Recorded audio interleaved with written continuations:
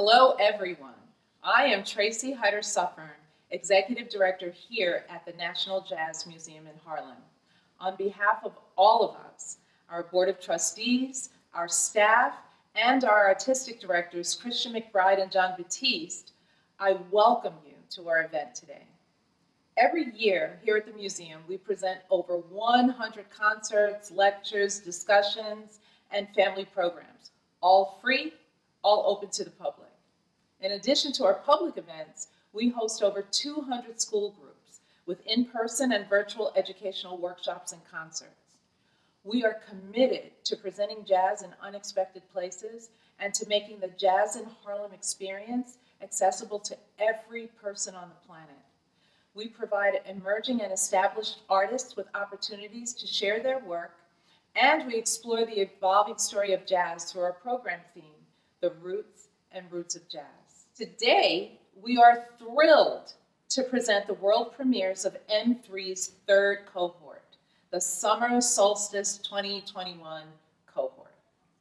Mutual Mentorship for Musicians, or M3, is a platform created to empower, elevate, normalize, and give visibility to women, to non-binary musicians, and to those of other historically underrepresented gender identities in intersection with race, sexuality, or ability across generations in the US and worldwide through a radical model of mentorship and musical collaborative commissions.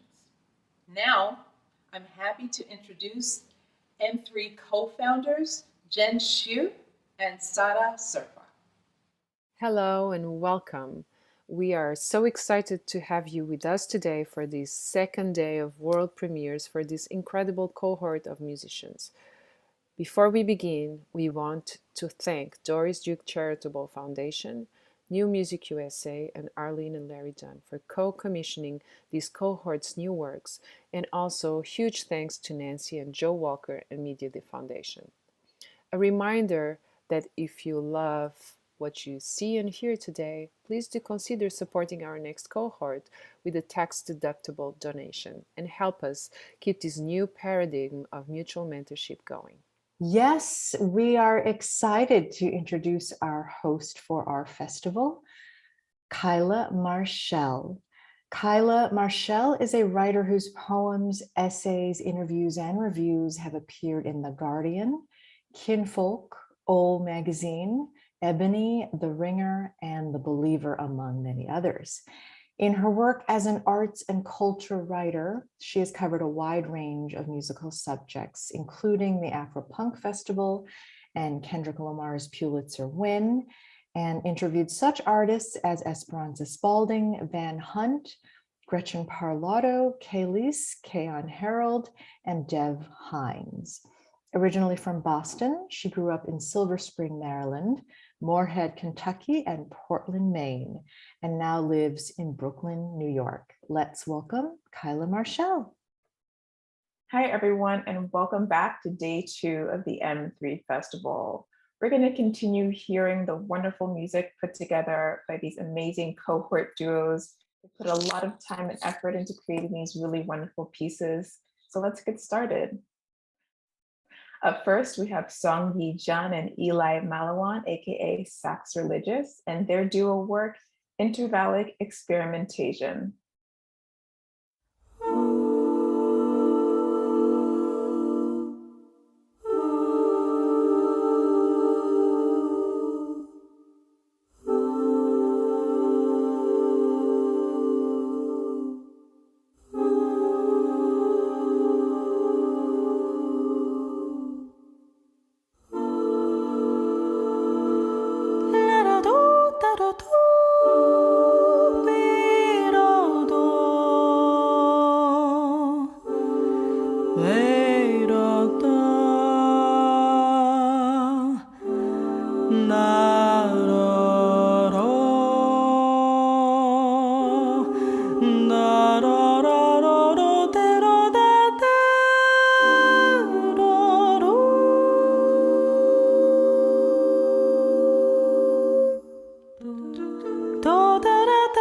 do la da da do be da da ya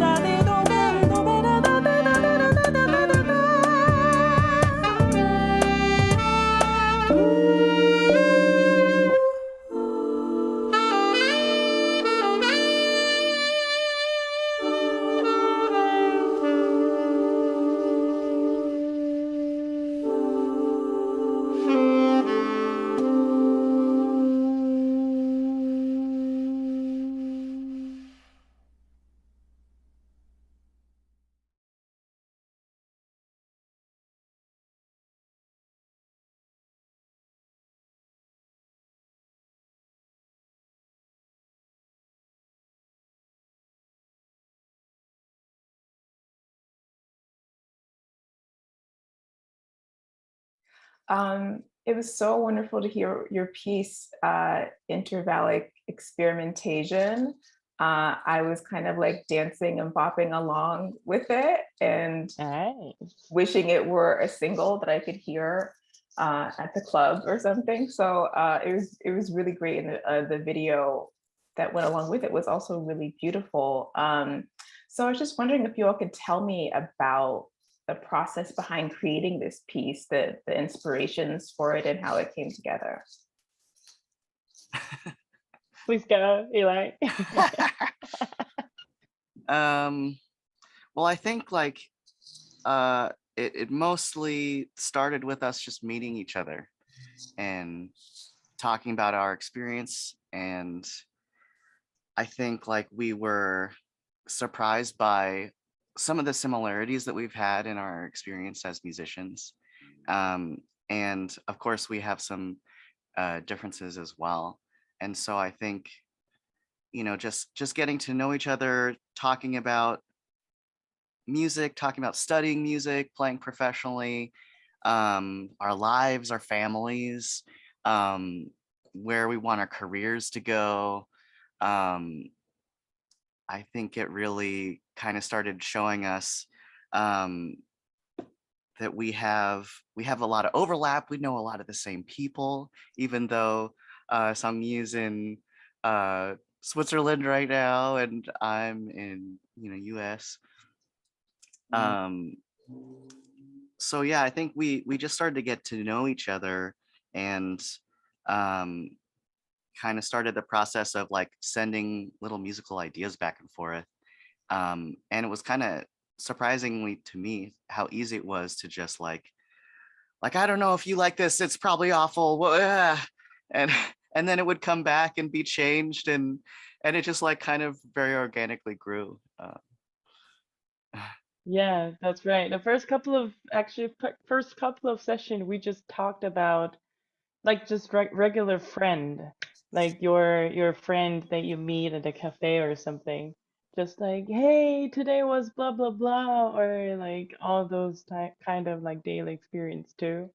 And also, as Eli said, we found a lot of like common stuff. I think also part of it is because I studied in the States too, and being an Asian in the United States, that also found us, let us find a lot of like common stuff too. And he can understand the obstacles and troubles that I had over there. And now I'm here, but still I'm a foreigner here too. So so all those little, let's see, little stuff that we shared as a story became the idea of the music. So that's also one of the reasons why we named this piece as an experimentation, like this intervalley experimentation.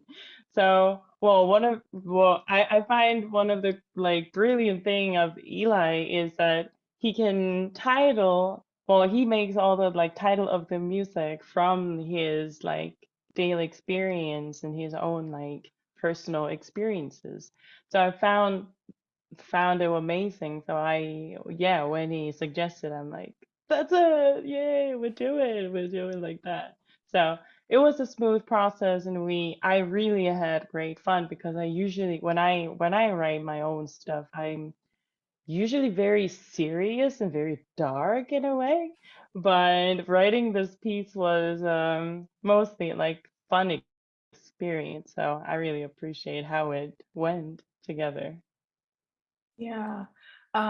You said that this piece came in part from some of the overlaps of your experience. What were some of those overlapping experiences?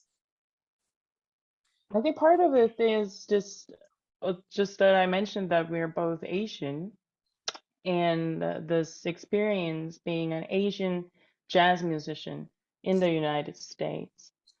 So that kind of like personal experience, and how sometimes I've found that people see me with certain stereotype or like colors, but they see the color before they really hear the music, and how people treat you or assume you to be certain way or something. So that kind of stuff. Yeah, that kind of stuff we shared actually. Well, let's say I think I told him a couple of stories that I had, and he also understands how things are, and so yeah, I felt very connected. Yeah, like I thought what was really interesting is um, sharing our experiences studying in the US. You know, Sangyi as a foreigner, but me as someone born in the US, having very similar experiences of not being treated like I'm from this country. Um, it's just kind of interesting to me to hear an outside perspective, like actually having the same experience of like, where are you from? No, where are you really from? Is something that I've just heard my entire life. And I think, that's maybe a US thing, but also like in jazz in particular, I feel like there's a lot of gatekeeping about what a jazz musician is and what that looks like. And, our experiences going to jam sessions and me, like I found myself really clinging to the fact that I played the saxophone because like, no, I'm not the vocalist. I play the saxophone. And then like, well, how does it feel if you're actually a vocalist, going into a jam session? And there's just like these weird dynamics that you see between instruments, or like the gendering of instruments, or the roles that like are expected of specific musicians, or what they're supposed to look like. Um, yeah, it was just kind of interesting that we both kind of shared like through school in particular, but also just like as professionals on the gig, how we're treated.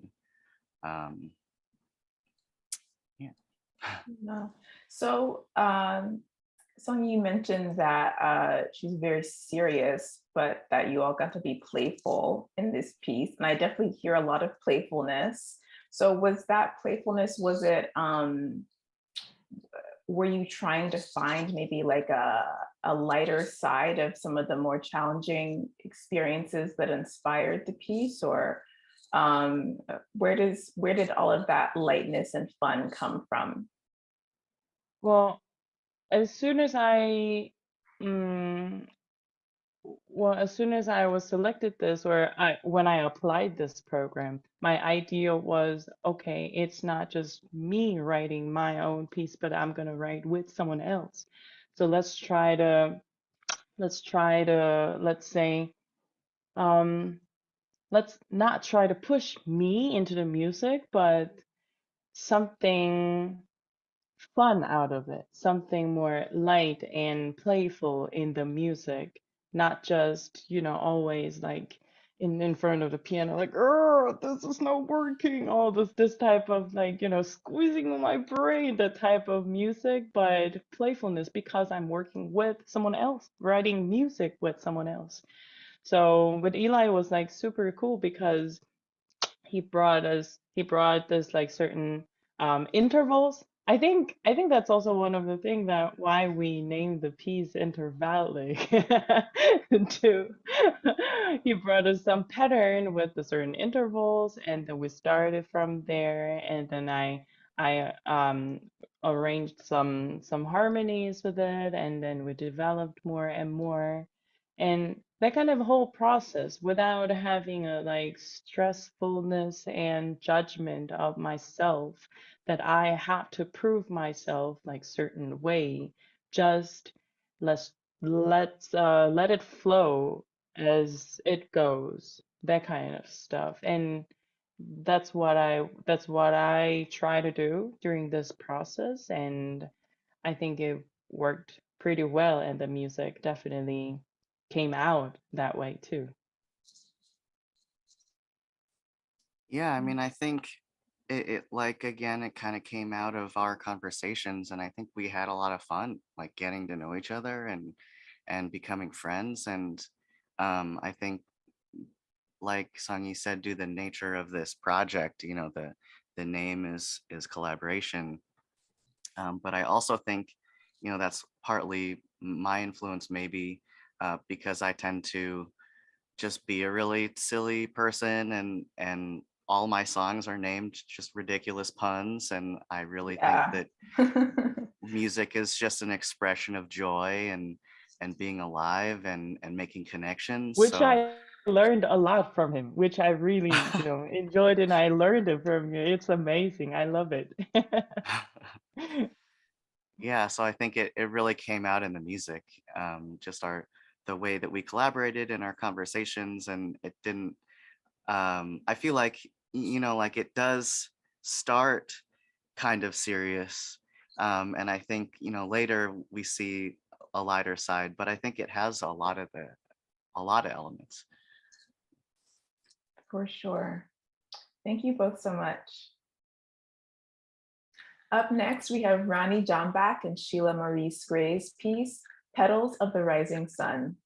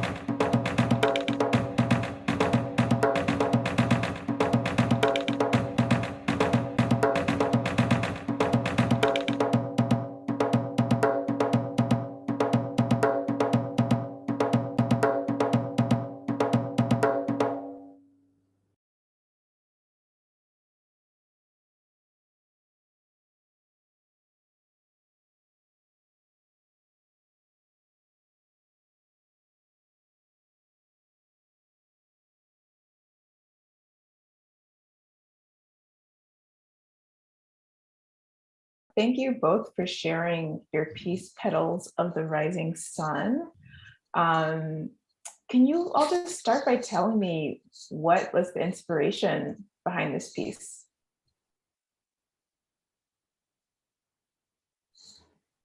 The inspiration was, I guess we were both talking about, the meaning behind, our practices, our musical practices. And I think we both have a key like theme, which is like we both love to look at our history and kind of use that as our research and I guess the foundation to like a lot of what we do in terms of like the band that I'm in and the music that Ronnie creates.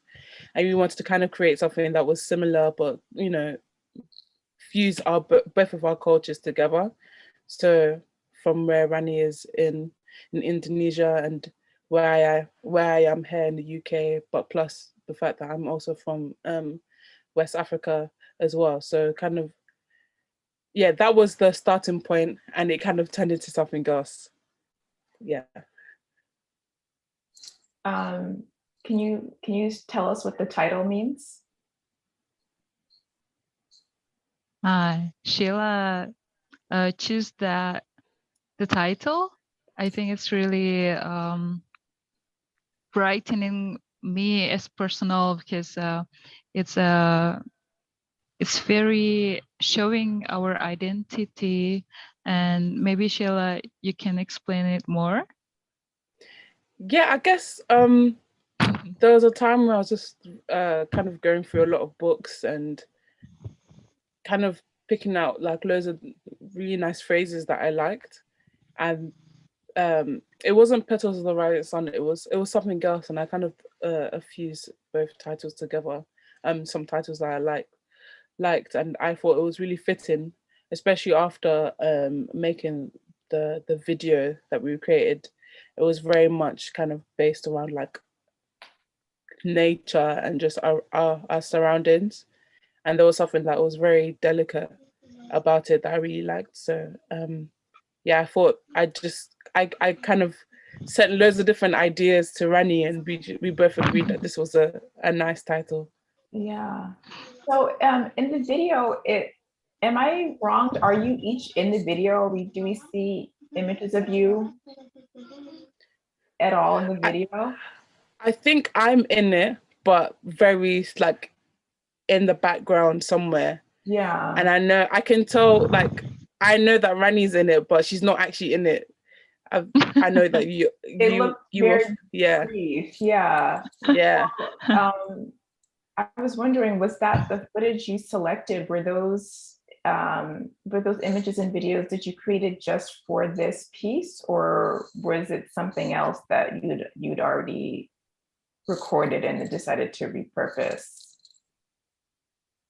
So for me, it's basically my footage from my previous work in Suara Minangkabau. It's basically natural view that I recorded in my motherland, because the song is basically telling a story about our identity, our background, our history. So it was a very good footage that I have, because it's it can showing my background very well.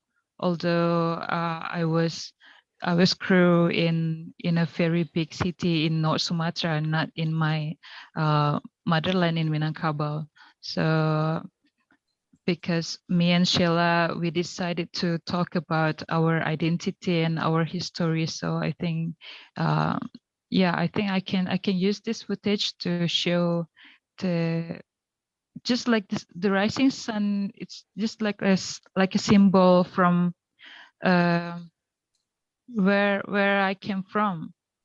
So I just that video, and then Sheila also have some footage to tell us about her identity, her story. Yeah. I think for me, some of the images were I did shoot some of them actually for the project. But unfortunately, obviously, I can't go back to like exactly where my ancestors are from. So I kind of just try to make it based on some of the things I kind of experienced here in the UK and not just in London. So I think there were a lot of shots that were based around nature. And a little while back, I was fortunate enough to go away and spend some time in nature. And so yeah, I just decided to use those images to match, to kind of match some of what Ronnie had as well. Yeah. In terms of how you collaborated musically, did this working together, did it force either of you to step out of your comfort zone or try something new? For me personally, collaborate with a trumpet player is it's my very first time, and it's completely a very different vibe for me at the end, because I didn't expect after Sheila taking part with the trumpet, with another horn, and also her vocal is completely out of my mind, because I didn't expect it's gonna be like this. Maybe Sheila wanna add something? Yeah, it definitely pushed me out of my comfort zone because like Ronnie's music is so specific and it's very percussive. And I feel like I normally, when I write music, it's the opposite. I normally, the chords or melody comes first. So it really, really challenged me because I was like, okay, and I really need to kind of think about how I also infuse my sound with Ronnie's sound. So I think, I'm not gonna lie, before I even started playing the trumpet, I did like kind of try and play some chords in just so I could have some kind of foundation, another foundation on top of what Ronnie had made. And from there, I guess like each section, because it's quite a long piece, it's like 6 minutes. So I was like, damn, what do I do in this section? I had to really really think like, okay, how do I try and make this into a story? So yeah, it was one of the most challenging collaborations I've ever done actually. And I think it was really good. I really, really enjoyed it. Yeah, me too. Yeah. Do you all, was this experience something where you learned something maybe you'll take into your next projects? Definitely, 100%. Of course. Actually, I think I would love to do this again though with Ronnie. I would definitely love to do it again. Let's do it again. Yeah, 100%. Yeah. Thank you both so much. Thank you. Thank you so much. And now we have Francesca Tanksley and Tandi and Tuli's duo work, Change of Heart.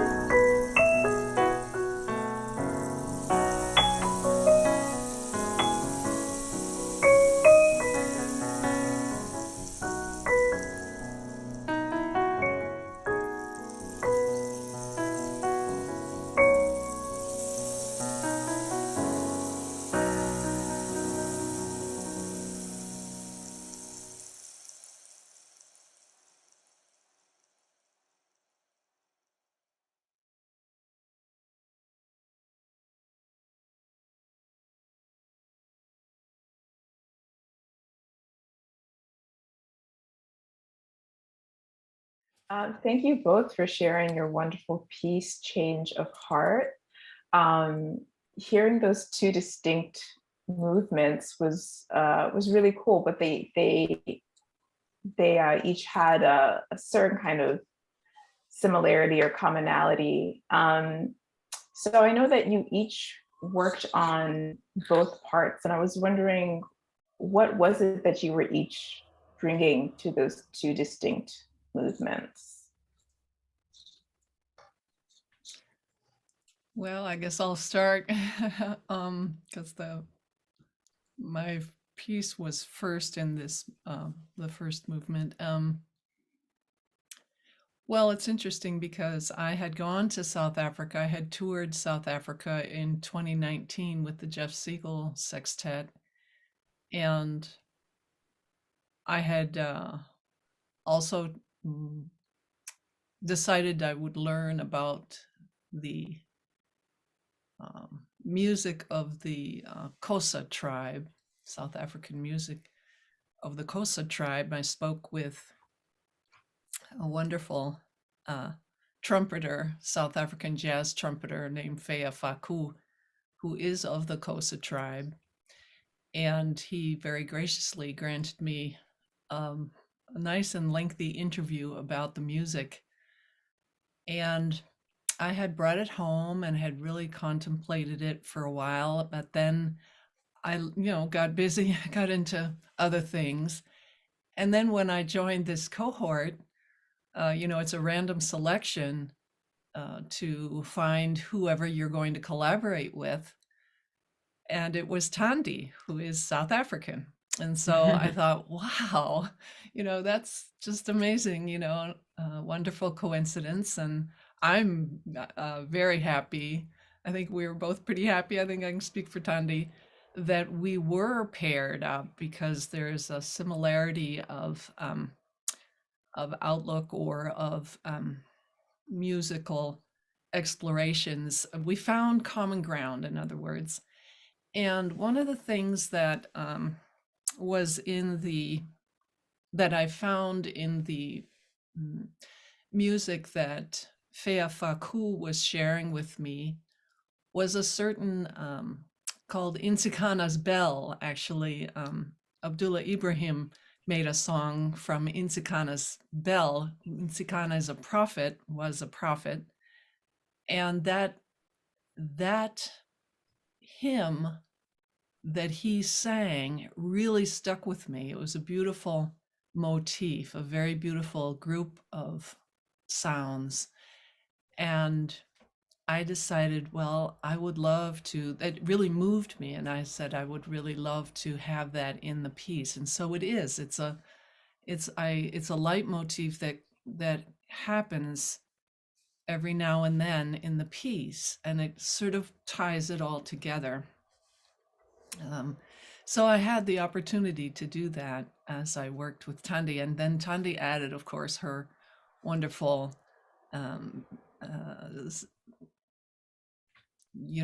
music, marimba music and sounds and things like that. So I think it came together beautifully. So I hope I've answered your question. Yeah, Thandi, did you want to add anything? Yes, I'll add. I mean, as Francesca said, most of our collaboration started with a lot of conversing and sharing experiences. I generally find that my style of collaboration needs me to kind of find a synergy with who I'm working with. So these conversations that we had a lot of prior to actually deciding on what's going to happen musically got us to the place where we both realized that we were in very transitory periods in our lives. And so our approach to the collaboration was each work on some ideas, share them. If the other likes the idea, we develop that one. If not, we bring another idea. And so my approach to the piece that I also contributed, which was expanded on by Francesca as well, was also just searching for this feeling, because the song Change of Heart is like it's sort of a 2-part piece that includes the piece that I had shared with Francesca was called Umvuselele, which means the one who revives or who brings rebirth. So it was just contemplating those feelings, sharing a lot musically. So I'm also grateful that you said it sounded like there was a lot of common ground that we found in collaborating. Yeah. Another thing I noticed in the piece was how kind of danceable it was. And I was wondering what your relationships are to dance and movement when it comes to music. I guess they're quite central, maybe not dance as much, but rhythm, which can move to dance, but movement in the body. As I said, feeling for me is a very strong part of creating. So I like to feel something in my body. And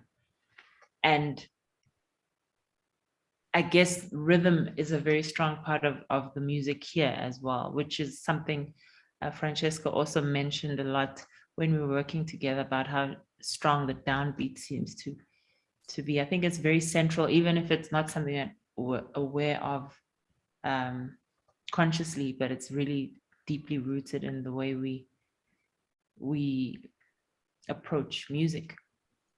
Mm-hmm. Yeah, I agree. I find for myself that rhythm is very important. I mean, it's part of one's artistic statement. I mean, it really is. It's certainly mine, and it's been that way for pretty much my career. And it has been wonderful because, again, when I was in South Africa, I heard that special sound of rhythmic feel, that special rhythmic feel. And I got to enjoy it with Tandi again, hearing Tandi. And it's, there's something spiritual in it. And I know that sounds vague, but it goes deep, I should say. It goes very deep. And so there is a definite consolation in having rhythmic music, in finding the complexity and being able to grow in the complexity of rhythm as well, and to develop that is something that I absolutely love to do. Yeah. Well, another thing I got kind of from a portion of Tandi's piece, from the second part, was like there was kind of a bit of a gospel flair to it. I was wondering if that's an influence of yours and how that came to be.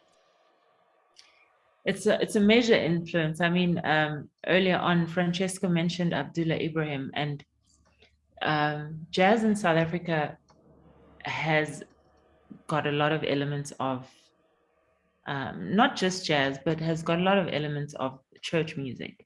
And I think it's very similar in the US, where from the blues to the church music and other offshoots of genres of music coming from that. But it's a very central, and maybe it's also linked to the fact that the music is very spiritual for us. But I grew up listening to a lot of church music, a lot of American jazz, but also, artists who really had that strong flavor of gospel music, Nina Simone in her music as well.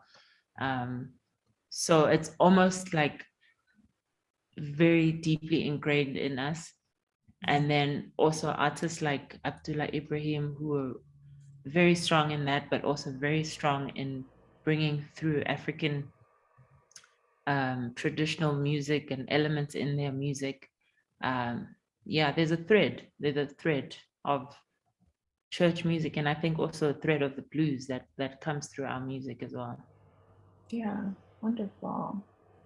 Well, thank you both so much for sharing your piece and for speaking today. Thank you. Wow, what incredible music we just heard. We're wrapping up day 2 of the M3 Festival, and now it's time for you, the audience, to send your questions and comments for the artists via chat. Now I'd like to turn it over to M3's co-founders, Jen Shu and Sada Serpa. Welcome. Yay! Everyone can applaud Yes. from their computer screens or their Round of phone applause screens. for Songi, Yay! Eli Maliwan, Ronnie Johnback, and Sheila Maurice Gray, and Francesca Tanksley and Tandin Tuli. Yes, so beautiful. Yay! And thank you everyone for being here. Now this is the juicy part coming up, so stay on.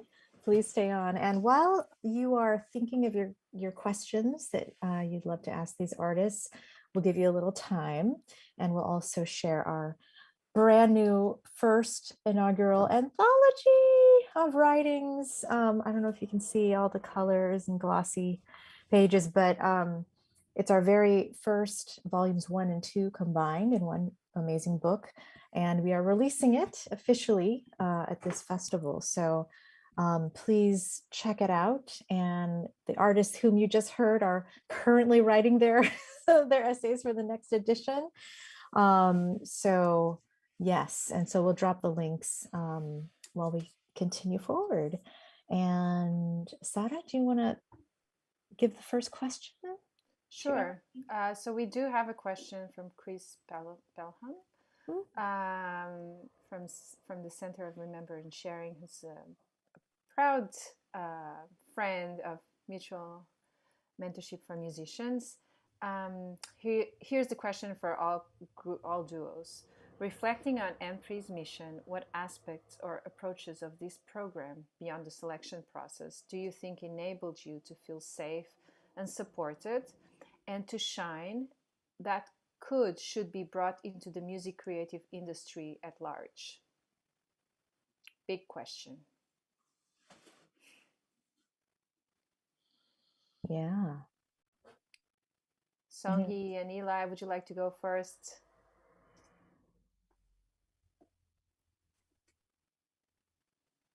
Just dropped it in the chat since it's a multi-part question. So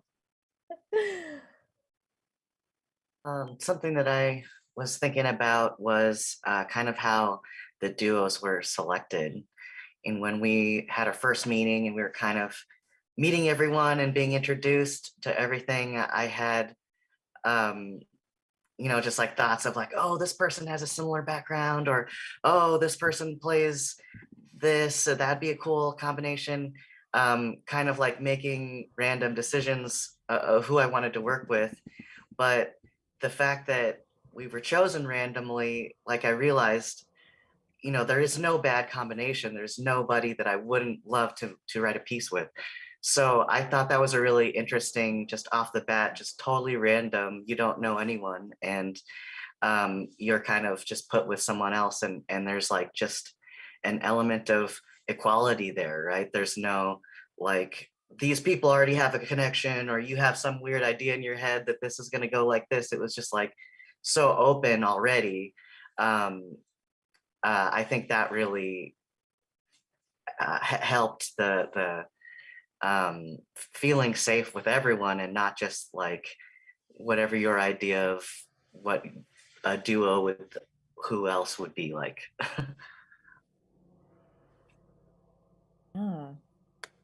Songi, did you have any thoughts? I was just actually trying to understand the question. Yeah, it's I was like reading 5 times. It's multi-layered. Yeah, go for it, Sada. I think it's like, what aspects of M3 do you think could make the scene at large a better scene, where you could feel safer, or like where you could shine, like what elements that happen in this group of this project that could permeate to the outside world, that could make the scene easier for us, Right. kinder.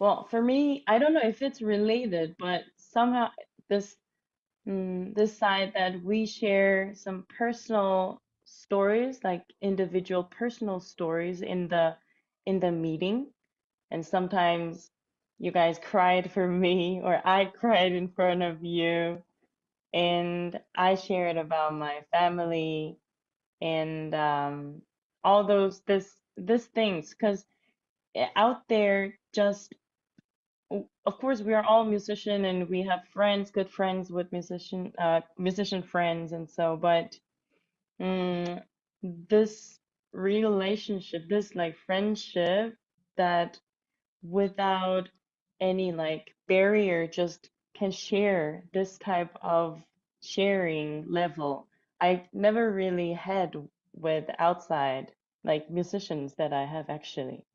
And I think that also because we're all here commonly having this common experience, being a female musician or was a female musician or became a female musician, um, all this common thing made me or gave me opportunity to be really open, and that also made me feel like I don't have to prove anything in here, and that helped me to just do what I like, create something different that I've never done before, and still feel very safe and everyone just accepted me as I am. And all of this eventually helps me to be out there as a musician and feel comfortable with it. I guess this whole uh, everything actually it helps me in in a long term as a female musician. I guess that would be then aspect of like best aspect of this cohort. Did I understand correct? It's amazing. Yay! I'm gonna cry. Yeah. More crying. Sheila and Um, Ronnie, would you like to answer also? Like, how was it for you, and what is your perspective? Yeah, for me, firstly, this is my very beautiful and first experience to have like very intense and very close to other musicians, especially, yeah.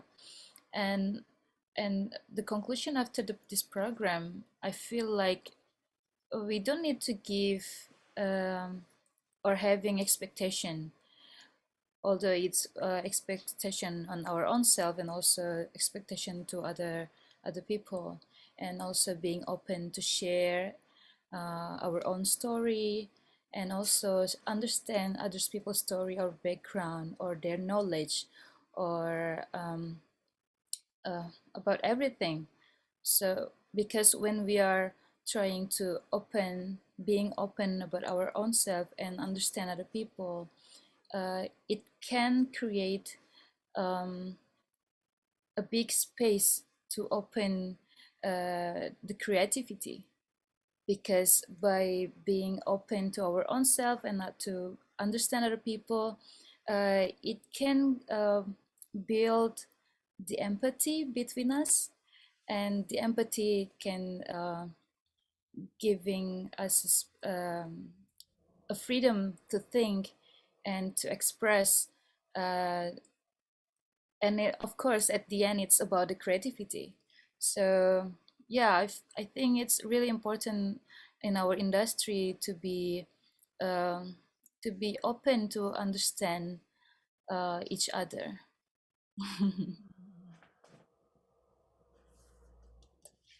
and Sheila, did you want to respond? Yeah, I feel like you've all kind of essentially touched on what I was thinking, which is essentially, yeah, just kind of repeating what you guys said, like the openness. It sounds so simple, but it's such a big deal. And I was kind of thinking about the way things are shaped here in the UK. I'm sure it's the same everywhere else, where you're almost kind of, after a while, supposed to kind of treat your music as a business, and that's how you start to think quite logically, and you can kind of put the emotions and the creativity aside in favor to kind of grow your business essentially. And sometimes that can sometimes produce not the best energies and kind of put you in competition with other people, your peers, people who you should actually see as like, you know, collaborators and et cetera, et cetera. So I think that's why I really loved about being a part of this, because at no one time did I ever feel that or sense that from anyone. It was like genuine, everyone's trying to be open. And I think that's such a big thing that I think everyone in their own industries can learn from, but in particular in the music industry, there should be room for everyone to kind of voice their opinion and for everyone to thrive in the same way or different ways, but without us thinking about essentially, you know, what is this person on? Maybe let me try and match that person. So I think it was so good to like literally every single person in the M3 program is so different. And then I remember when we were kind of looking through the list of people who were going to be there for the next M3, each one of them was so different. So if there's space enough for everyone to have such an like individual kind of personality or, you know, voice, I think there's space for everyone to have their own kind of place and footing in this world without feeling like we have to step on each other or whatever. So yeah, I think it's quite a big deal. Yeah. Amazing. Wow. Yeah, would Tandy and Francesca like to add thoughts? Go ahead, Tandy. Oh, thank you. First of all, beautiful compositions to everybody. And I think what I really think was the thing that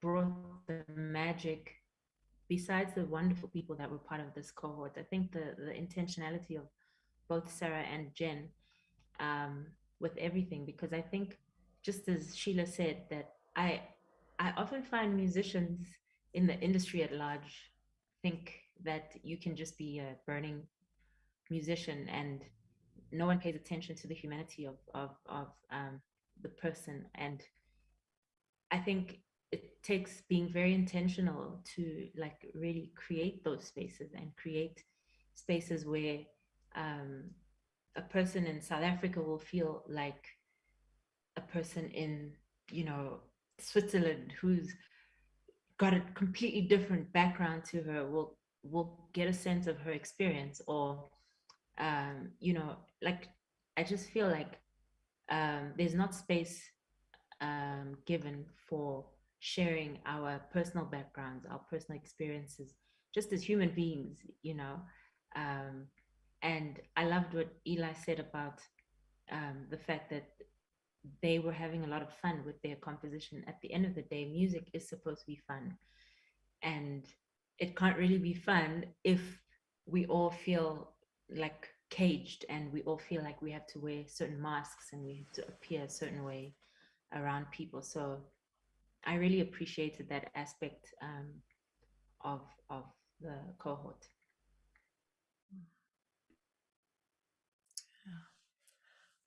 Well, I guess I'm the last one. Let's see here. Thank you all for sharing so eloquently about the M3 experience. I didn't think I'd have time to do this, but I'm so glad I said yes. I really am so glad. This is just an amazing, amazing experience. And for all that, I agree completely with all what you have all said.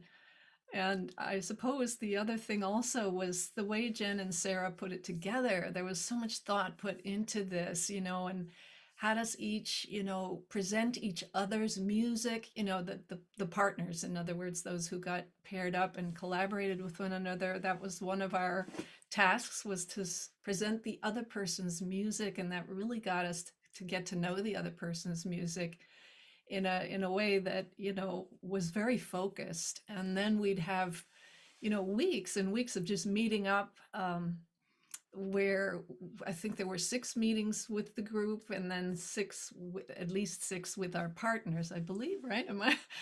It was actually 12 meetings. Okay. Yeah.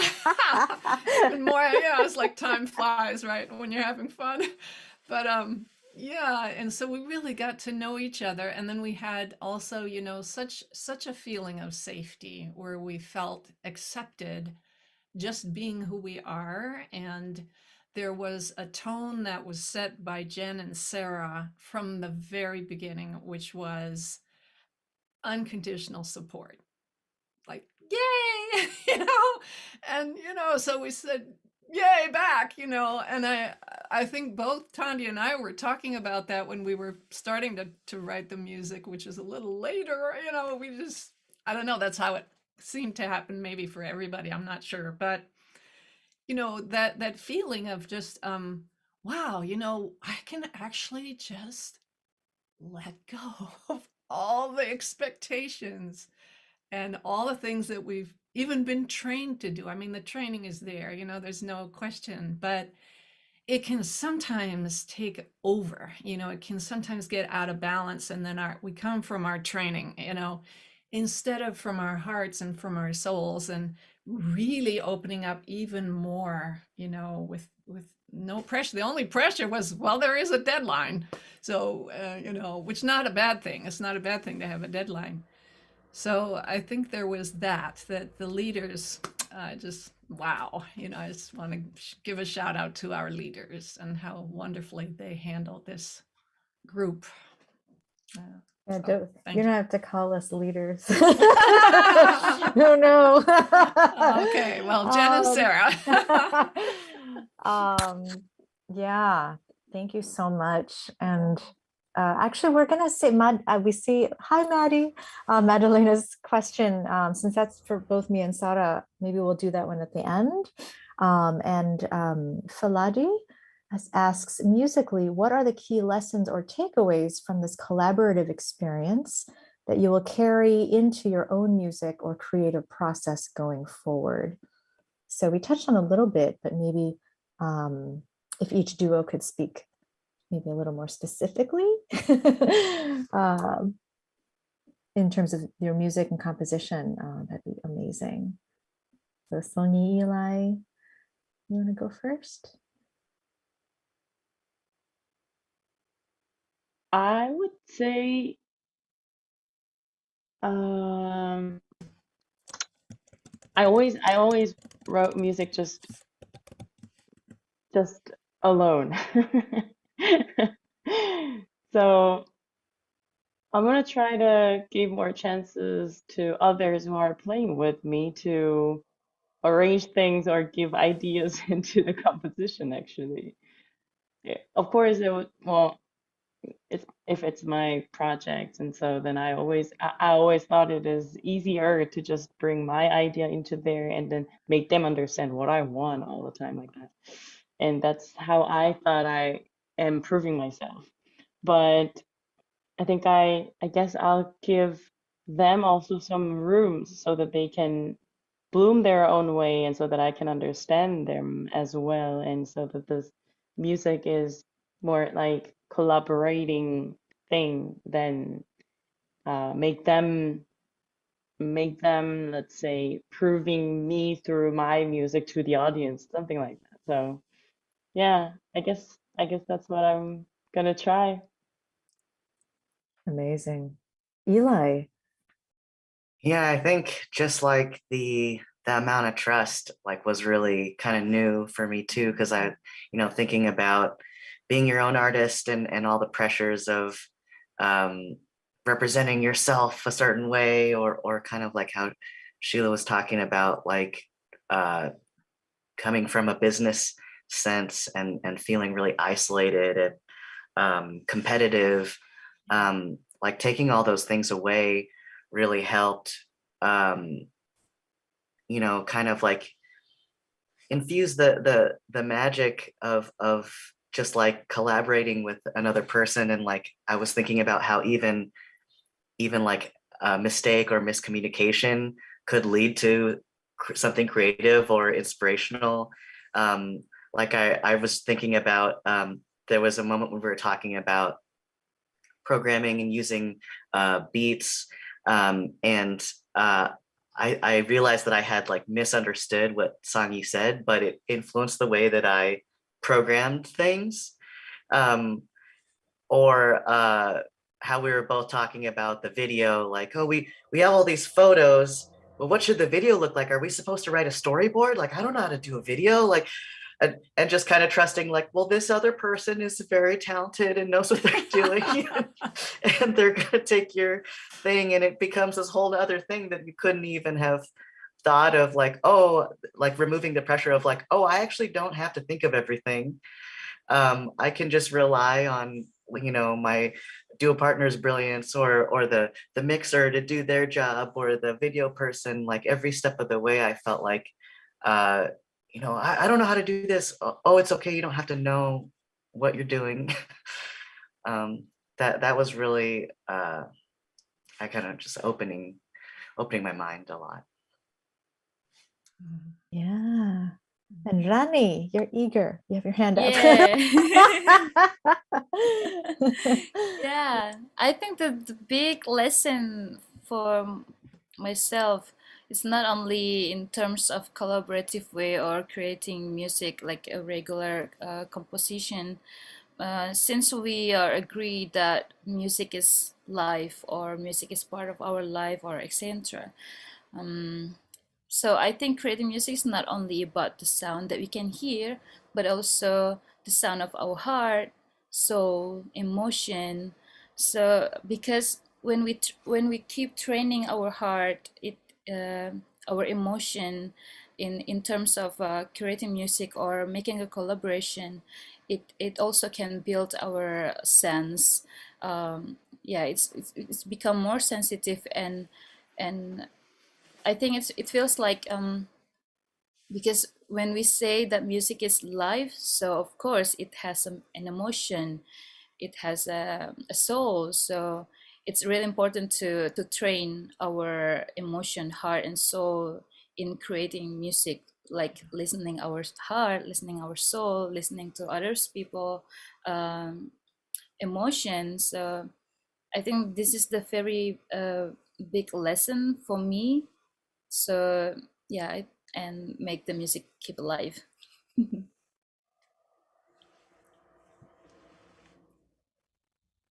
I think, yeah, my answer is really short and simple, which is like, it's just great to like be open to like collaborating and just meeting new people.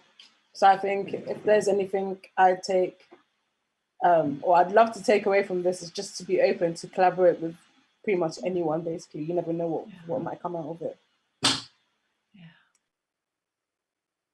Yeah. Tanvir, Francesca? Oh, well, let's see. Oh, go ahead. Go ahead, Tandy. Were you going to say something? Go ahead. No, I was saying you can go first. I was saying, Oh. but it's fine. I'll go ahead. All right. Always happens with us. I think for me, the thing I learned musical experience was that intention is like you can't lose with intention, in the sense that you know, before we fleshed out the full piece, there was a lot of conversing and trying to find what is similar for both of us in our lives, different and unique as our life experiences are.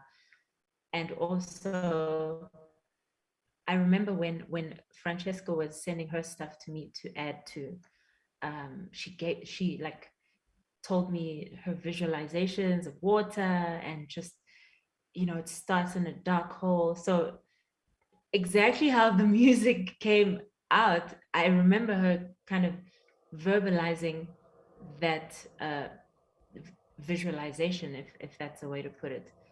And I think that's a powerful thing, because even if people don't have the same expressions of certain emotions, I think, you know, I saw in the comments, everyone was like, oh, that start was just so powerful, and you can feel the movement and the transition to the change of heart. And that I think was a very deliberate thing on her part. So yeah, I think intention is a different thing I learned from that. Yeah, well, thank you. Let's see, I agree with what everyone's saying, all these things. For me also, it was a lot of different things, but trust was really, really important. I believe that Tandy and I had, from meeting together over these weeks and months, actually, we developed a trust. And we both found what was written at the beginning of our piece, that we had gone through a change of heart, a very profound, each of us, and that we also wanted to focus on, well, I wanted to focus on serving the divine, and Tandy wanted to focus on healing, if I remember correctly, and I think that's really what people have said so far who've heard the music. They are receiving that, and so I agree with Tandy that intention is very important. And then I also felt, what I learned also is that I would love to collaborate more, and I think I kind of know how now, because we did it, and there's a process, there's a sort of a living process that happens. And when we're on the road with musicians, we get the phone calls like, here, this is what it pays, and this is when we meet, and this is your itinerary, and we might have a great time together, but it has always struck me that at the end, when we're all back in New York City or wherever we land to go home, we all just say, all right, it was great, bye, and that's it, and so that's the nature of it. But this was, well, first of all, over a 6-month process, time period, and wow, it's a very different thing. It's like a plant or a living organism, and that's luxurious. It was a luxury. Thank you. Thank you, Francesca. Yeah, that's such a crucial thing that you mentioned, is how people, you spend so much time together, and then it becomes so individualistic at the same time. Like, people just, okay, bye, I'm not seeing you again. We are not seeing each other again in 2 years, and it always struck me like how detached it feels, and almost like you start wondering, like, did this happen? Did we actually have a good time together? Can this experience carry on, or is it just supposed to last this time? Anyway, there's a question or like a comment from Marijn on the comments that says, did Francesca and Julie realize after hearing their works how their music melded together, that showed transitory or transformation, growth, and acceptance of where they arrived and their change of heart? It's a long question or comment, but did you realize that after hearing your work, after hearing the whole piece together? I think I just realized it now. I was listening again. At the time of our lives were absolute chaos. So, the deadline was just like, it was like, oh, it's here. Oh my gosh, we have to send our mixing notes. Oh my gosh, trying to make things not explode. So I think I really just clicked now watching it, that even the way we started with Francesca's and then ended with mine feels like that was the right way to do it. So I guess also intention took care of that. It's not always about us. Yeah, thank you, Tandy. Yeah, I actually heard it before we even got it mastered. I mean, I just was listening back because we were working with the mixing, and Andrea, by the way, Andrea and Mariana, shout out to you. You guys are incredibly great. Thank you so much, both of you. But with Andrea, there was a back and forth. There were 3 chances we had to, to ask her to make some changes and some, fine tuning. And in that process, when I was listening back, it just suddenly was like, wow, this is like bigger than both of us. It was just, there was something in there. Yeah, that's when I first heard it. And I heard it again just today. It was like, oh yeah, okay. So thank you. Thank you. Thank you very much. And I think there's a question for me and Jen from Madalena that says, how easy to see M3 develop and go forward in such amazing ways? What have you learned in this process? Has your original idea of M3 changed and or developed with each cohort?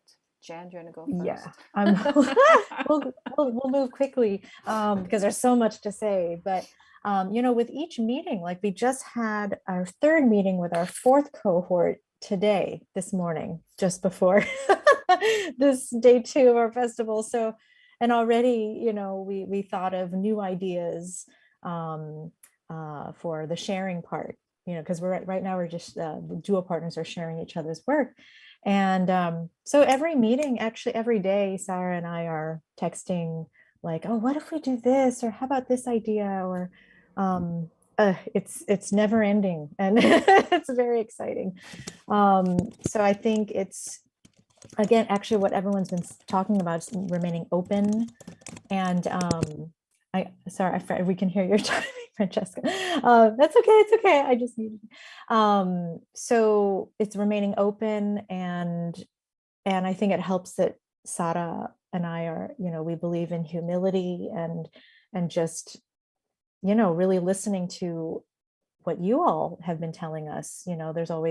Everyone's always emailing us like, oh, maybe we can try this, or what about this? And definitely when we started as part of the first cohort, my partner was Sumi Tanoka, Sara's was Erica. Hello, Erica, she's here. So we were definitely part of it and learning as we were going, and we're still learning as we're going. And so yeah, it's just amazing. And yeah, we're thinking of how we can spread this more and normalize what we're doing. Yeah, Sara. Yeah, I think also like I don't think I had an idea of what this would be. It was more kind of starting to think like mentorship. What does mentorship mean, and how have we experienced it, and how can we get rid of this hierarchy? Like how can we all be on the same level? How can we acknowledge that we learn from each other and that we need each other? Actually, it's not that some most famous musicians are on the top and then everybody has to follow them. It's really actually an equal interaction, and so it has. And because it started in the pandemic, like we have been living in Zoom, and Zoom actually allowed for this deep connection with all these people, that sometimes we thought, oh, I have a Zoom meeting, and everybody's like, oh, you still have Zoom meetings? I'm like, yeah. But then whenever it happens, it's really great, and there's really a beautiful exchange, and listening to amazing music all the time. And understanding that there are so many amazing musicians and creators out there that don't have enough exposure and enough representation in festivals and in venues. Like I think that's also what motivates me and Jen. It's kind of like, what didn't we have access that we want others to have, and what do we have access that also we want others to have? So this kind of combination. And I think the question keeps changing all the time. What do we want? And has the world changes also, like these past 2 years, and it keeps changing. I do think like all these collaborations really, promote peace and understanding between all of us, and I think that's above all, that's the most important thing. So yeah, I think we're here to normalize all these amazing musicians in the music scene, basically. Yeah, and just a couple days ago, one of our first cohort member. She's curating a big festival. And she said, hey, do you know a viola player? And I recommended one of our fourth cohort musicians. And so that's happening, so it's all cross fertilization. And, I think we're expanding our connections and throughout the world. It's very powerful, and Madeleine actually talked about your own music communities, like how you're bringing this into your own music communities in your areas of the world, and which you did talk a little bit about, but yeah, it's powerful. And there was one more question, if anyone wants to answer, from Francie. What are your thoughts on jazz vespers in churches as expanded public spaces for jazz experience? Does anyone want to talk about different spaces?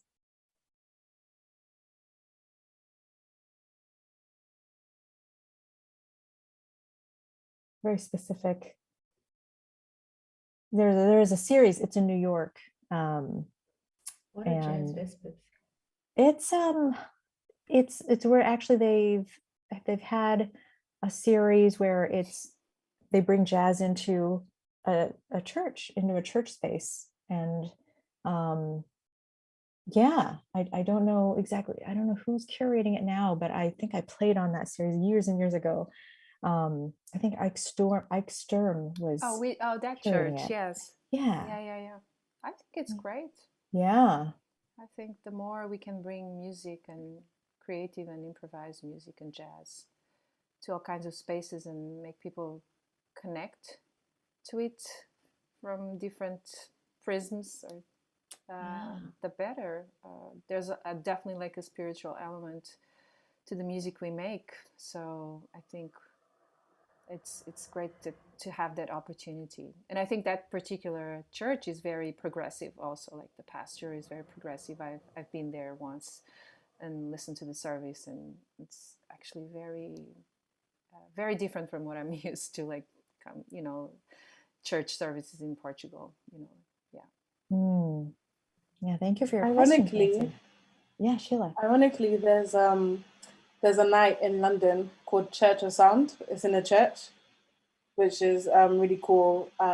So I think the church opens it up, I think on a Friday or Thursday, and they have like different artists, usually in London, who like do like a songbook of past artists, which is really cool. And I think it's really nice. It's actually really nice to do stuff like that. And there's another like pretty famous chapel in London that a lot of places, a lot of musicians have played at. I think the last person I saw was Roy Hargrave there, which was amazing.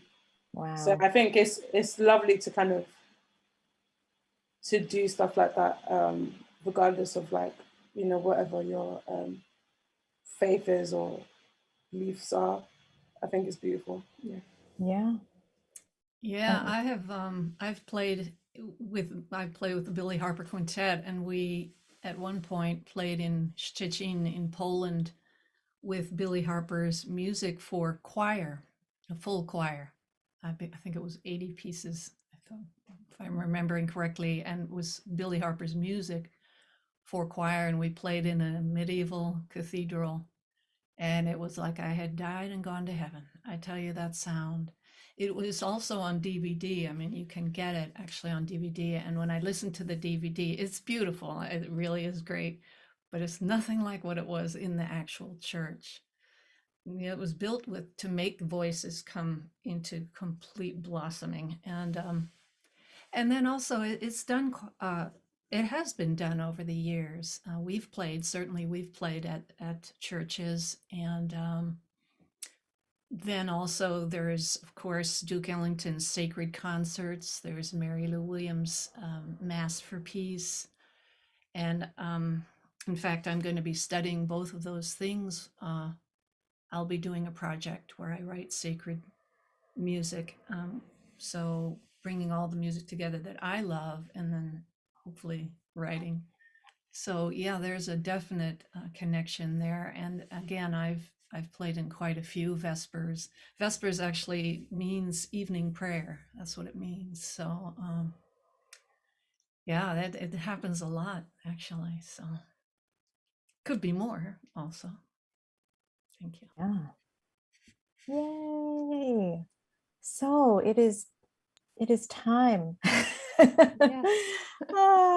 And we want to give a shout out to our cohort members from yesterday's premieres, which were amazing. Oh my goodness. We had Layale Chaker and Milena Casado and Diane Monroe, who was here. I don't know if she's still here. Diane's still here. And Rebekah Heller, and also Barbara Togander, who I think is here also, and with Ria Modak. And just incredible.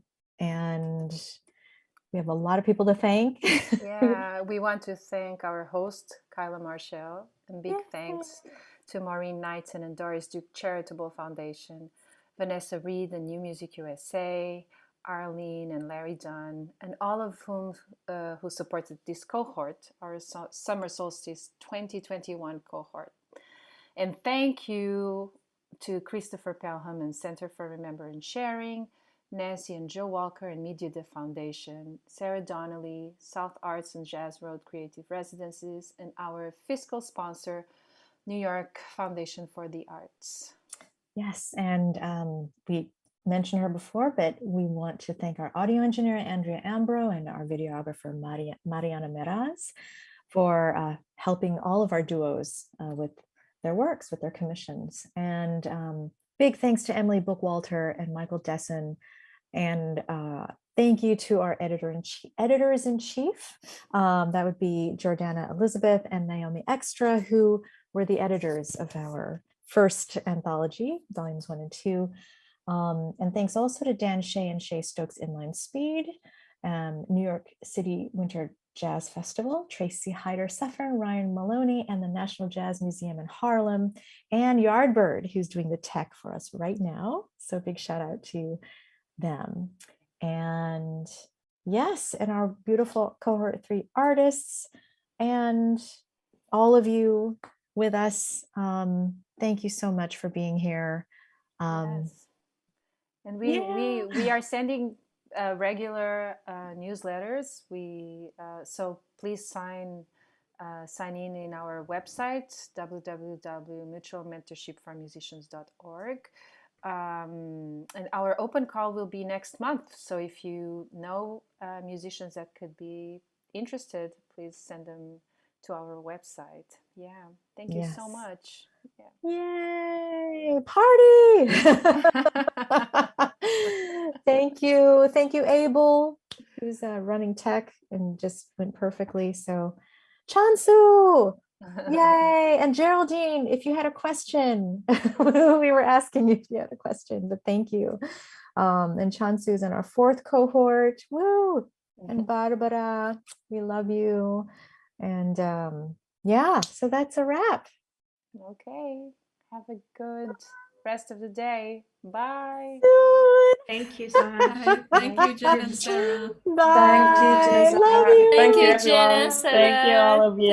Thank you, everyone. Bye. You too. Gonna miss you Bye. all. I miss you. Happy wedding. Woo, Yay. Ronnie. Oh yes, happy wedding. Thank you. Yeah.